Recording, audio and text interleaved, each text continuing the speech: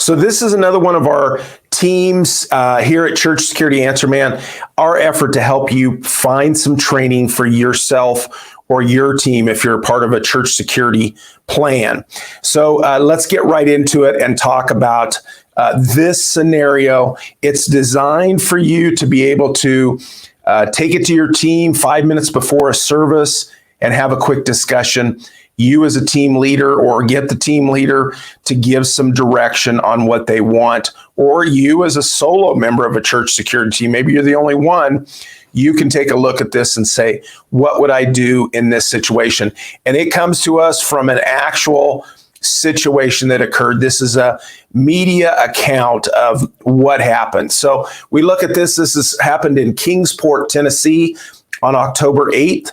Shortly after 11 a.m. Sunday, a Hawkins man entered the Ross Church and interrupted a church service.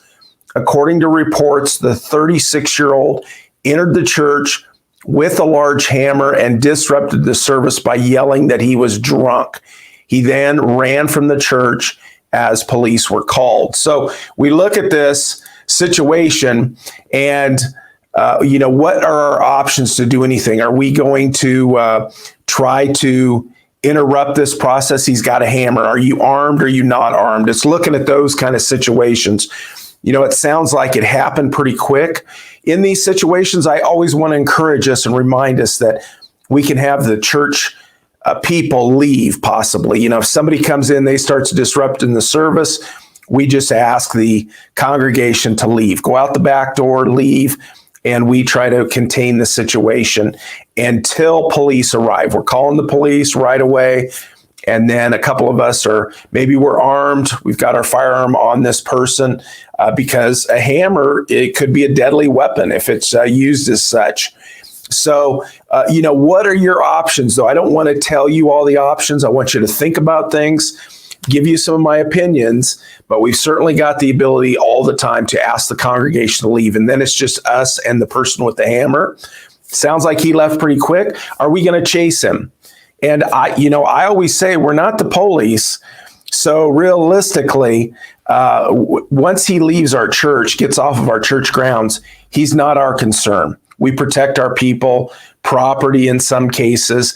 And once that threat leaves, we're just letting the police know where he went and letting them go find this person and chase him down. So now there's a form that goes with this so that you can have a discussion. And I'm all about documenting. So you can document this form right here that's on the screen. You can document this stuff, and then you can put it into a church file, document who was there, who talked about this stuff, and then put it into the file, and then you have it in case you're ever sued, kind of to protect the church's liability, but also to protect your own. So that's a very important situation. So thanks for joining me for this short edition, for a training edition, and I hope this helps. Send me an email. Subscribe, like, wherever you're seeing this, get in contact with us so that we can keep in communication with you, and go get that form. You can get it at Church Security Answer Man, there on the bottom of the screen, churchsecurityanswerman.com/security briefings. You can go over there, download the form, and you just put in your email. We email it to you, and then you can have that to document those situations. Thanks again for joining us, and I hope that you'll look at other things, subscribe, and like our channel if you're finding value from this.